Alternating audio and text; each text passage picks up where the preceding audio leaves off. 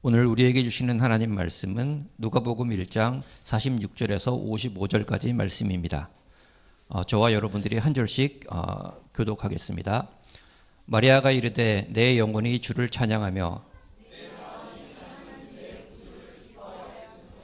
그의 여종의 비천함을 돌보셨습니다. 보라 이제 후로는 만세의 날을 복이 있다 일거리로다.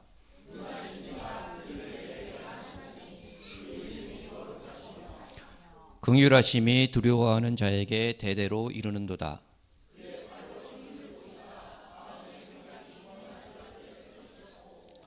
권세 있는 자를 그 위에서 내리시셨으며 비천한 자를 높이셨고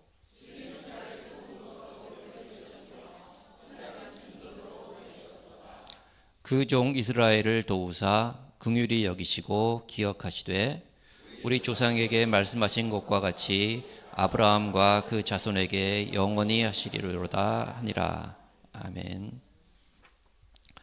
우리에게 주시는 성탄의 의미라는 제목으로 이봉건 목사님 말씀 전해 주시겠습니다.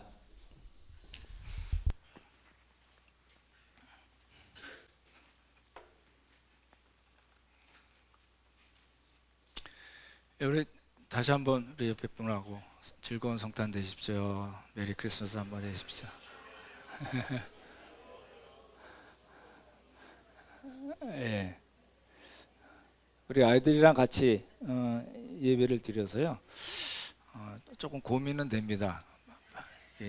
예, 짧게 말씀을 드리려고 하고요. 오늘 조민아 집사님 우리 자녀분들 같이 나와서 손 한번 들어주십시오. 예, 안녕하세요.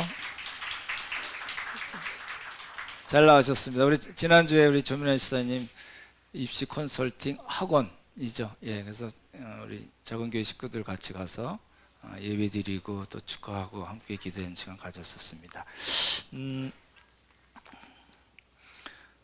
먼저 뭐 오면서 조금 걱정은 한 게 성탄절인데 먹을 게 없으면 어떡하나 그랬습니다 사실.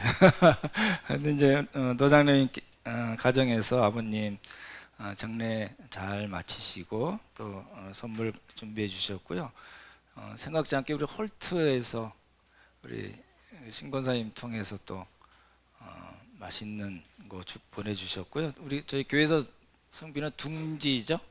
예, 둥지에서도 마실 것하고 맛있는 것도 갖고 오셔서요. 제가 괜한 걱정을 했다 싶습니다. 눈초게 길게 하려고 그랬었는데 우리 아이들 보니까 마음이 무너져서요. 짧게 하나님의 말씀 전하겠습니다. 예수님은 생일을 어떻게 지내셨을까요? 좀 궁금하더라고요. 예수님은 생일을 어떻게 지내셨을까? 베들레헴에서, 그리고 헤롯 대왕을 피해서 가신 애굽에서 다시 또 헤롯이 죽었다는 이야기를 듣고 또 나사렛 돌아가셔서 자라나시면서 예수님은 생일을 어떻게 지내셨을까 생각이 들었습니다. 어떠셨을 것 같은가요?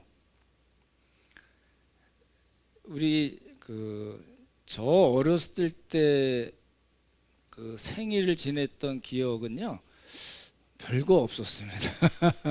근데 이제 저희 형이 하나 있는데 형이 이렇게 그 쪽지를 뭘 써가지고 주더라고요. 어디 가면 또 뭐 있다고 그러고, 그래서 가보니 또 뭐 있고 그러고 보니까 나중에 지금도 생각나는데 이렇게 그 이름은 까먹었습니다. 이렇게 파운드 케이크 작은 거. 제 초등학교 때 저희 형이 그래가지고 그랬던 생일하면 전 그 생각이 나고요. 근데 예수님은 어떻게 지내셨을까 이런 생각이 드는데, 당시는요 예수님 당시는 생일 지내는 일이 거의 없었습니다. 아주 극히 일부 아주 부자들이나 고위층 관리나 뭐 이런 왕 같은 사람들만 기억을 했기 때문에 그랬을 것 같아요. 우리 연세 드신 분들도 또 그러셨죠? 옛날에 뭐 생일 케이크 이렇게 받아보신 적 있으신가요? 생일 축하합니다 뭐 이런 거 아마 없었을 것 같아요. 그죠? 예. 그래서 이제 성탄의 의미를 좀 생각해 봐야 될 것 같습니다. 이제 헤롯 대왕이 그 역사적으로 그거는 정해진 거니까 주전 4년에 4년 봄에 헤롯 왕이 죽었거든요. 그러니까 헤롯 왕이 살아 있을 때 예수님께서 태어나셨기 때문에, 그렇죠? 예수님께서 태어나신 것이 이렇게 뭐 AD, BC를 나누는 것 이렇게 그렇게 돼 있지 않습니다. 그러니까 아마도 주전 5년이나 6년쯤에 예수님께서 태어나셨을 거고, 그리고 예수님께서 태어나신 것도 사실은 오늘이 아닙니다. 알 수 없습니다. 아까 말씀드린 대로 생일도 안 지냈는데 뭐 그게 날짜를 기억하지는 않았을 것 같고요. 그 동방 정교회 이런 데는 1월 6일로 또 지냅니다. 그죠? 근데 이제 어찌 됐든 간에 중요한 건 뭐냐면 예수님께서 우리의 죄를 위해서 오셨다는 거고, 성령으로 잉태되셔서 마리아에게서 잉태되셔서 이 땅에 오셨다는 것, 그 사실을 기념을 하는 겁니다. 그렇죠? 그게 이 속았네, 여태 성탄절이 25일이 아니야, 그럼 여태 속았네 이런 생각하실 필요는 없을 것 같고요. 예수님께서 태어나신 날을 우리가 정해서, 이제 초대교회에서 그렇게 쭉 내려왔으니까 그냥 전통적으로 우리가 정해서 그날을 이렇게 감사하고 또 성탄의 의미를 새겨보는 거라고 생각이 됩니다. 이제 오늘 본문이 제가 사실은 2021년도에 설교를 드렸던 겁니다. 마리아의 창가라고 하거든요. 누가복음에는 다른 복음서에 없는 4개의 창가가 있습니다. 엘리사벳이 누구죠? 세례 요한의 어머니죠. 그 다음에 사가랴는 누구죠? 세례 요한의 아버지죠. 그렇죠? 그리고 시므온이 있습니다. 이제 정결례, 헌신례를 드리러 요셉과 마리아가 예루살렘 성전으로 갔을 때 예수님을 안고 이제 내가 주의 구원을 보았습니다 라고 이야기한 시므온의 창가가 있고요. 그리고 오늘 우리가 볼 이제 마리아의 창가가 있습니다.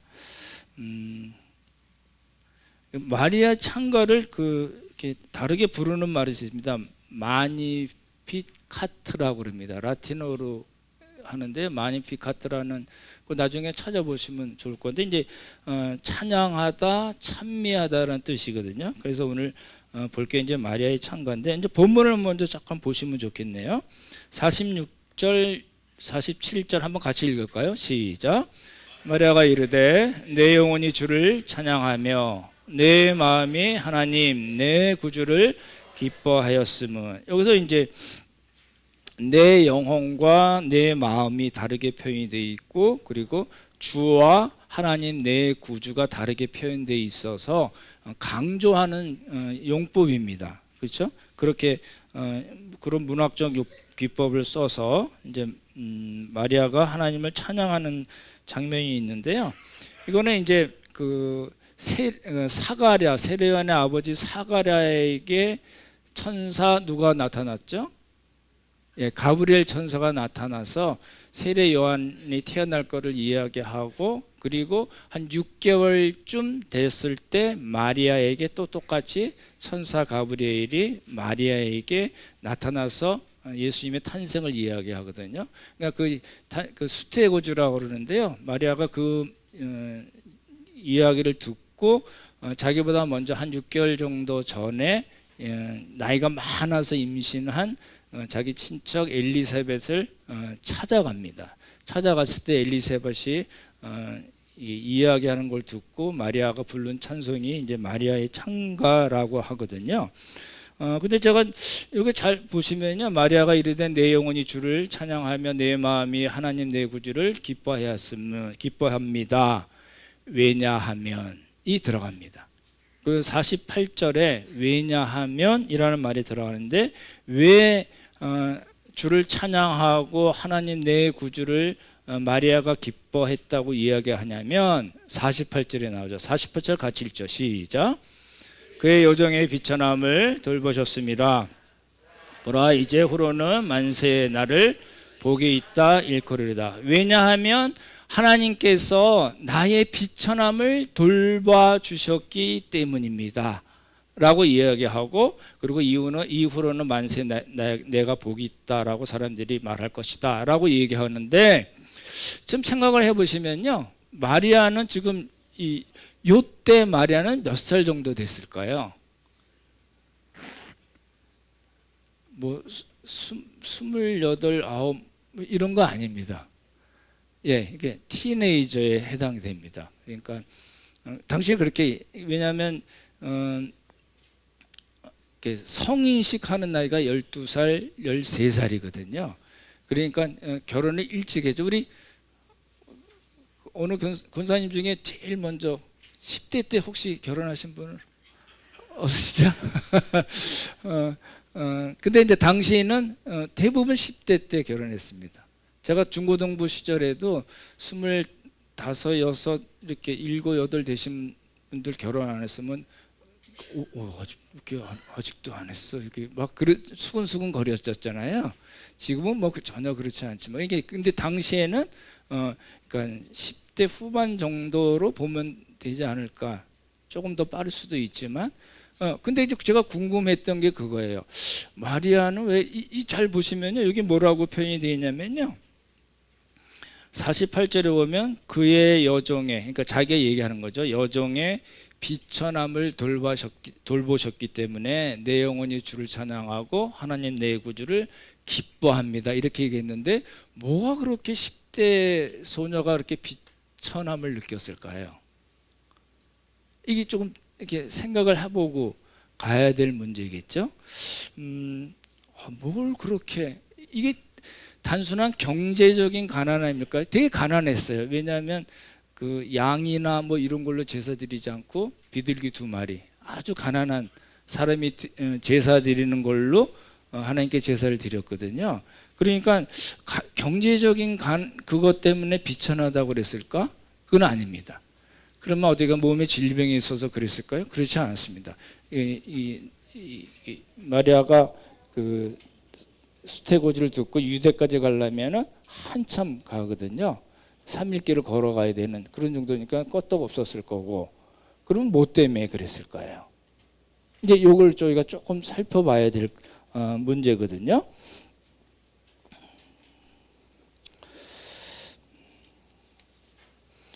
이제 사회적인 어떤 신분, 사회 경제적인 것을 포함한다고 볼 수도 있지만, 예, 왜냐하면 이게 누가복음이 원래 그 사회적인 약자들, 소외된 사람들을 위한 복음서거든요. 그래서 여인들도 많이 나오고 가난하고 병든 자들이 다른 복음서보다 더 많이 나옵니다. 그죠? 사마리아인에 대한 관심도 높았었고요. 그렇기 때문에 사회적인 그런 사회 경제적인 문제 때문에 비천하다고 얘기할 수도 있겠지만, 궁극적으로는 오늘 본문에도 나오는데요, 궁극적으로는 영적인 비천함입니다. 왜냐하면 구약 내내 말씀하셨던 메시아께서 아직 오시지 않았기 때문에 그렇습니다. 그래서 이제 이 비천함이라는 것은 우선은 우리가 영적인 비천함이라고 보는 게 맞을 것 같고요. 그러면 그 다음에 만세에 나를 복이 있다 일컬이로다 라고 얘기했거든요. 사람들이 마리아를 복 있다 일컬이라고 이야기한 거를 캐톨릭에서는 마리아 숭배사상으로 넘어갔어요. 그게 이제 문제가 될 수가 있는 거겠죠.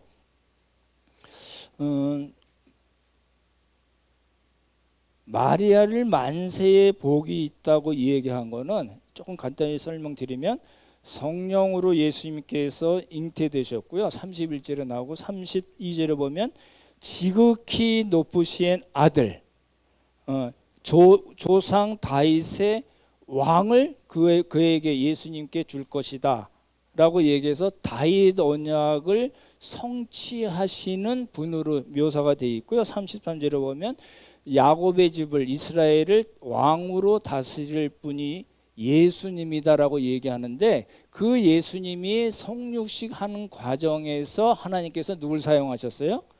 예, 마리아를 사용하셨기 때문에 그렇기 때문에 마리아가 복되다고 이야기하고 정말 하나님의 구원 역사에 아주 결정적인 예수님의 성육신 과정에서 마리아를 하나님께서 사용하셨기 때문에 쓰셨기 때문에 정말 복 있는 여인이라고 얘기한다는 거지 그 여인을 숭배하라고 얘기한 것은 아니라는 겁니다. 그렇죠. 그러니까 두 가지를 좀 구분을 해 줘야지 될 것 같아요. 그러죠? 그래서 이제 마리아의 어떤 이제 마리아 개인뿐만 아니고요. 이제 당시 모든 사람들 후손들 다 포함해서 비천함을 이제 돌보시는 방법으로 예수 그리스도께서 오시고 그 예수 그리스도께서 오시는 과정 중에서 마리아를 사용하셨기 때문에 마리아가 복이 있다라고 이제 사람들이 일컬이라고 이야기를 한 겁니다. 이제 거기까지는 이제 마리아 개인에 대한 이야기고요. 이제 이게 확대가 됩니다. 한번 다시 보시면 좋겠네요. 마리아가 이야기한 복이라는 것이 단순히 하나님께서 구원 과정에서 마리아를 사용하셨기 때문에 마리아에게만 주어지는 그런 복이 아니라 이제 모든 신자들에게 확대가 돼서 적용이 됩니다. 이게 이제 중요할 것 같아요.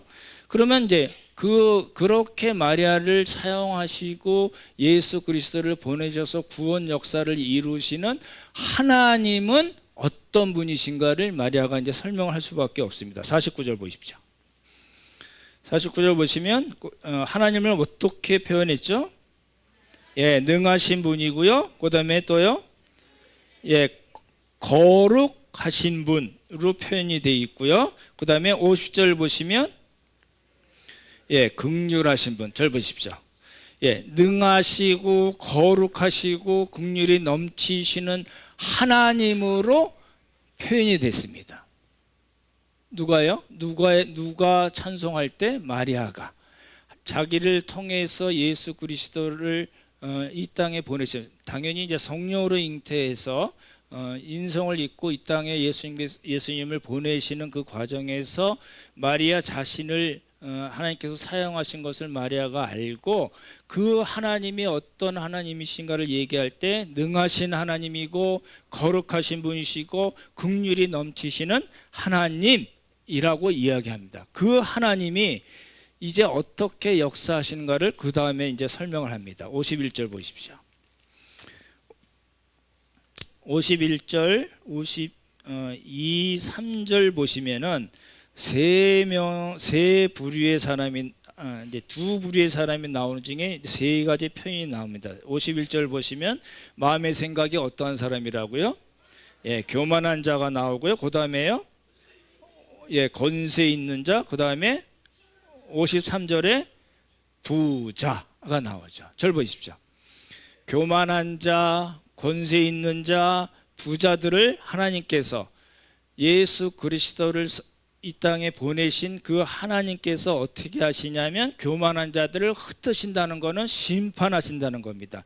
한나는 그렇게 표현했어요. 여호와를 대적하는 자는 산산이 깨질 것이다 라는 찬송을 불렀거든요.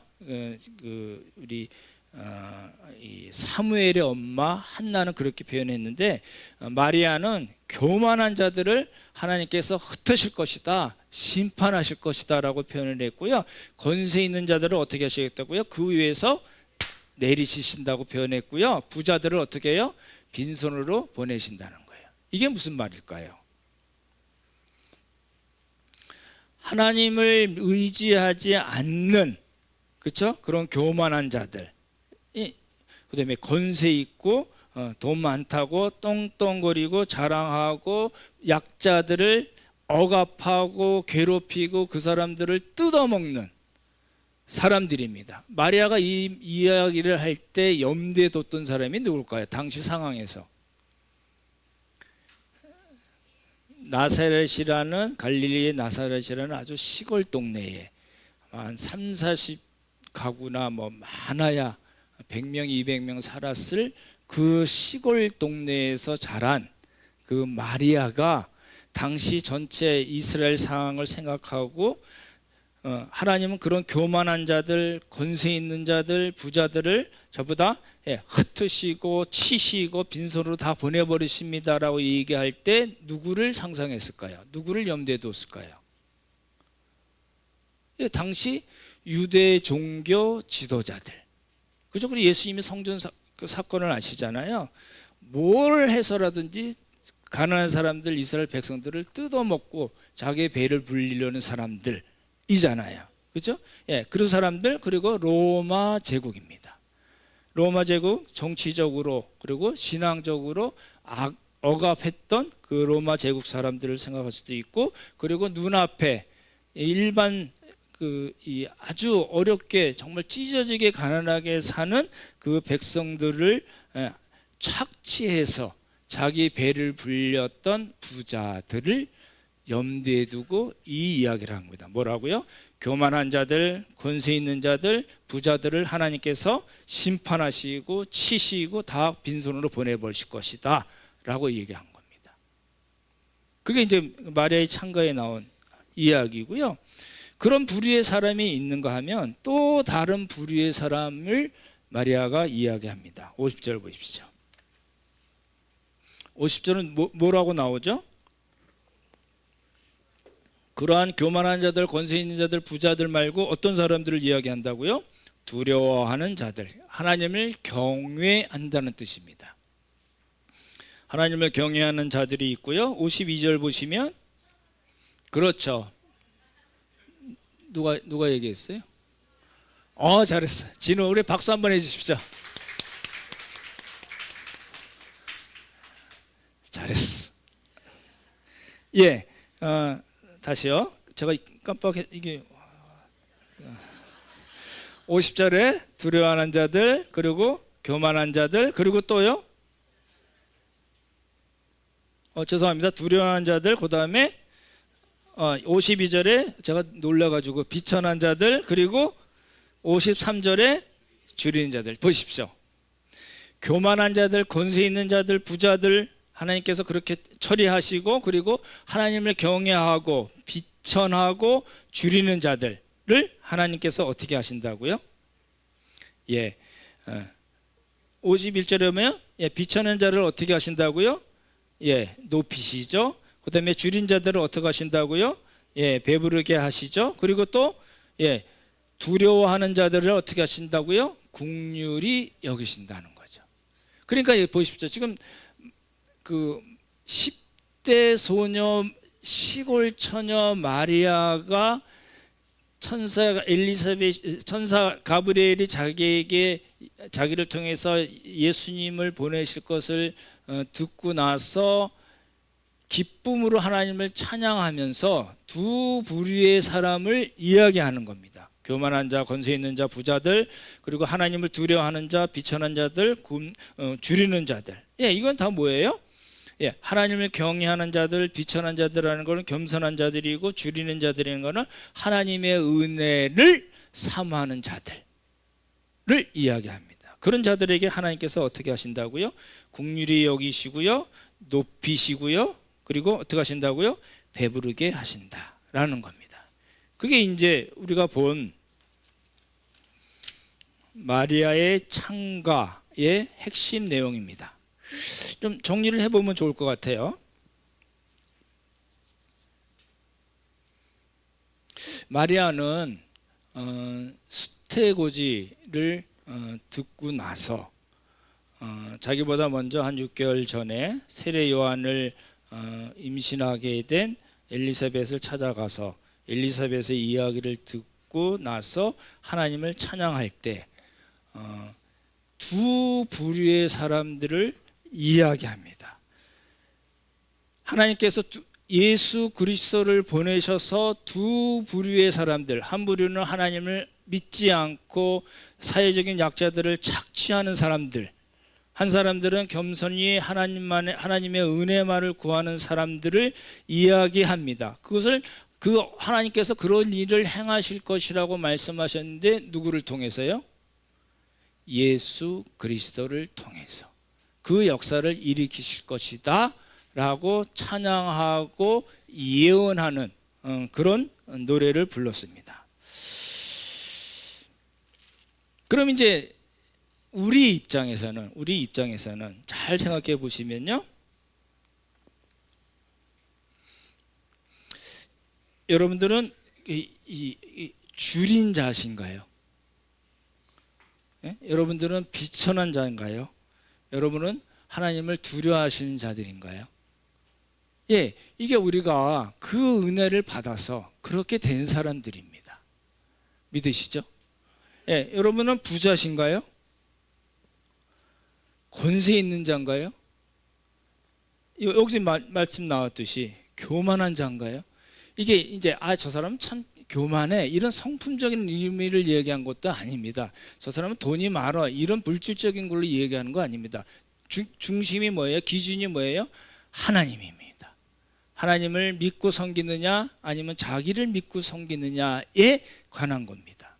그러면 하나님을 믿고 사는, 하나님만을 두려워하고 의지하고 하나님의 구원, 하나님의 은혜를 사모하면서 사는 사람들은 그러면 어떻게 살아야 될 건가가 성탄의 의미입니다. 보십시오. 이게 참 어려운 이야기일 수 있습니다. 보십시오. 성탄의 의미는 우리가 제가 항상 여러 번 말씀드리지만 밸런스를 잘 맞춰야 되잖아요. 하나는 영적인 의미에서 우리를 구원해 주시기 위해서 예수 그리스도를 보내신 겁니다. 여러분 믿으시죠? 예수님을 믿어야지 우리가 구원을 받고 이 땅에서 풍성한 삶을 살다가 영원한 하나님 나라로 우리가 들어가는 거잖아요. 믿으시죠?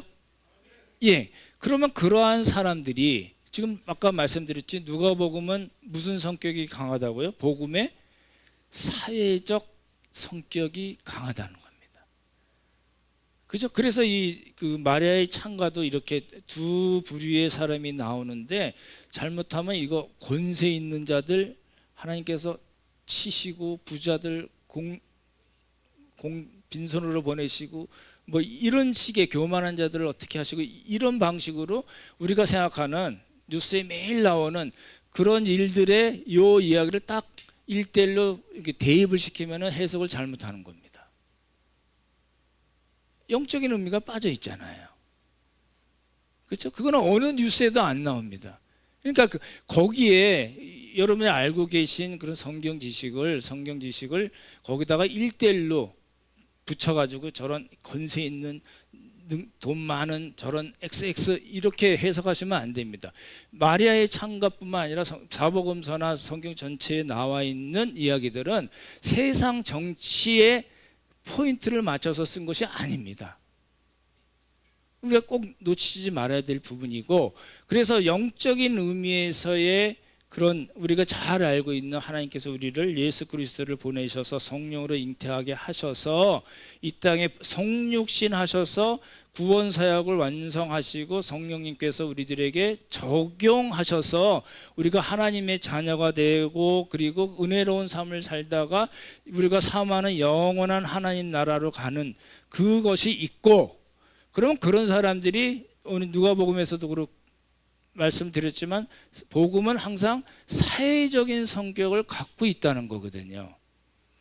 이렇게 된 사람들이 이렇게 모여가지고 북치고 장구치고 잔치하다가 우리는 쏙 하나님 나라로 올라가라고 생각하면은 복음의 사회적인 성격이 있는 것을 놓치는 겁니다. 그렇죠? 우리 함께하는 교회 처음 시작하면서 왜 그 10% 우리 선교나 나눔의 10% 했는지 저도 잘 모릅니다. 근데 이제 이렇게 처음 교회를 시작하고 이렇게 모여서 이야기되면서 우리는 그렇게 해야 되지 않겠는가라는 게 뭐예요? 복음과 그리고 복음의 사회적인 성격을 다 같이 고려한 걸로가 되잖아요. 그러죠? 그렇죠? 우리가 이제 그 교인총회 할 때 여러분 보셨잖아요. 우리가 1억 한 5, 6천 되는 가운데 20%면 얼마죠? 우리가 요번에 얼마가 잡혔죠? 4천. 예. 이게 많은 거예요? 적은 거예요? X로는 그렇게 많지 않을 수 있지만 퍼센트로는요. 이런 게 없을걸요. 쓸데없는 모임에 100억씩 쓰는 교회가 있긴 하지만 그런 거거든요. 그러니까 우리가 구원에 관한 그 하나님께서 우리에게 베푸신 구원을 생각하는 그 한 밸런스가 있을 뿐만 아니라 그 복음에는 뭐가 있다고요? 사회적인 성격, 이웃 사랑을 하는 그 부분이 반드시 포함이 되어야 한다는 겁니다. 그렇죠? 근데 이제 제가 오늘 드릴 말씀은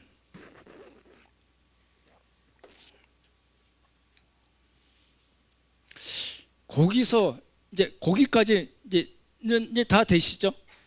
복음과 복음의 사회적인 성격, 다른 표현을 하자면 하나님 사랑과 이웃 사랑인데, 제가 한 가지 더 말씀드리고 싶은 거는 그겁니다. 우리가 이제 여러분이 이제 헌금 부활절이 아니고 성탄절 헌금하신 거는 어디로 쓰기로 했죠? 우리 두 군데로 쓰기로 했잖아요.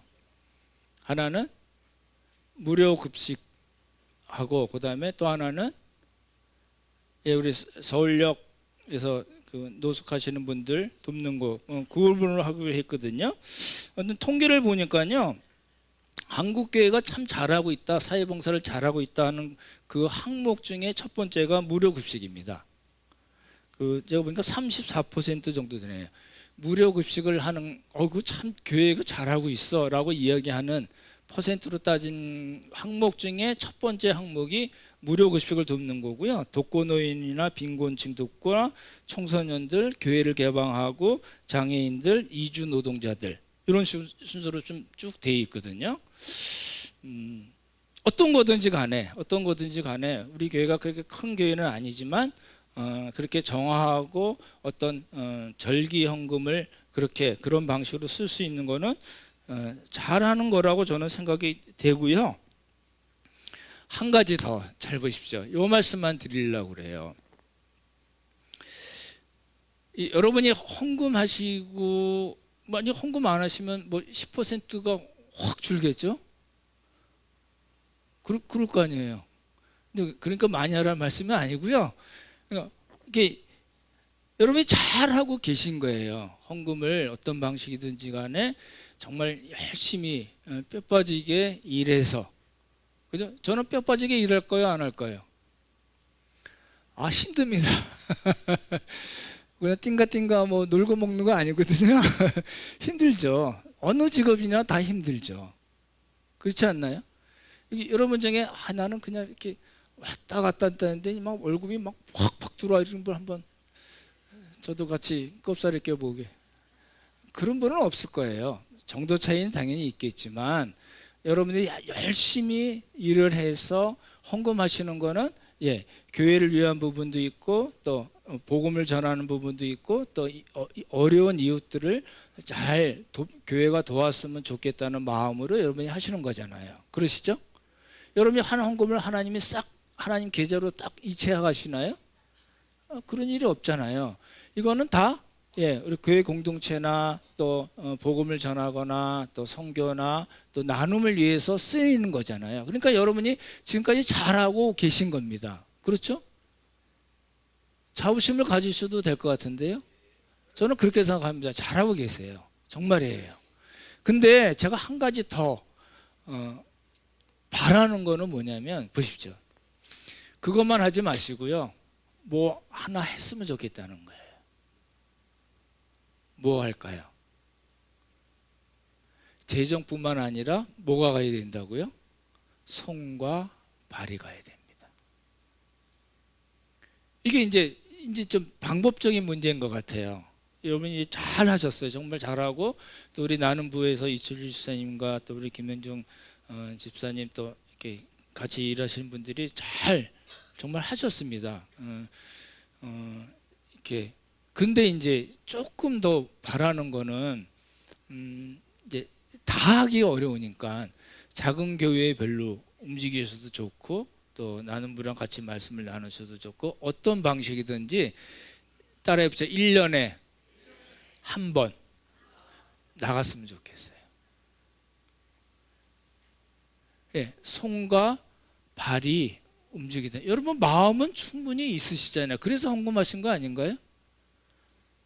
그러시죠? 예, 정말 교회가 그래야 된다고 생각하시잖아요. 저 목사 배만 불리고 뭐 이렇게 그런 거 아시죠? 교회 목사 위해서 이러면 차를 사주셔야 되는 거 아시죠? 최소 8천만 원. 정말입니다. 그것만 하고 다니는 목사님도 계세요. 정말이에요. 그래서 어느 교회 뭐 그런 얘기 할 거 없고 어찌 됐든 그거 하려고 모이는 거 아니죠. 여러분 그거 할 이유도 없잖아요. 그렇죠? 근데 여러분이 열심히 하신 거에서 하나 더 플러스 하자면 1년에 한 번은 손과 발이 움직였으면 좋겠다 라는 겁니다. 오늘 요 2024년 성탄절에 제가 여러분들에게 드리는 메시지의 가장 핵심은 하나님께서 우리를 예수 그리스도를 통해서 구원하셨을 뿐만 아니라 그 복음을 주셔서 우리를 구원하셨을 뿐만 아니라 그 복음에는 뭐가 있다고요? 이웃 사랑이 반드시 포함이 되어 있다는 겁니다. 그걸 뭐 신학적으로 사회적인 성격이 있다든지 어떤 방식으로 이야기할 수 있겠지만, 그래서 여러분이 헌금을 잘 하시고 교회 재정이 튼튼해지고 있긴 하지만 1년에 한 번은 그렇죠? 꼭 이렇게 나가서 우리의 발과 손을 움직이는 우리 모두가 됐으면 좋겠습니다. 말씀을 마치겠습니다.